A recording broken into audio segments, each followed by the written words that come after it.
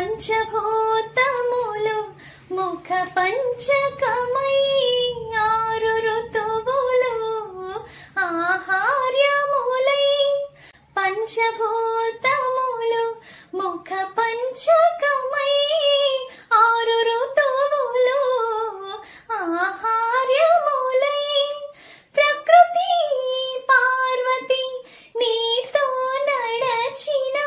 ఏడు అడుగులే స్వరసాతకమై సాగమ దాని సాగమ నీ సాగమ గగగా సససా నీగా మగసనిద మగసా నీ దృక్కులే అటు అష్ట దిక్కులై నీ వాక్కులే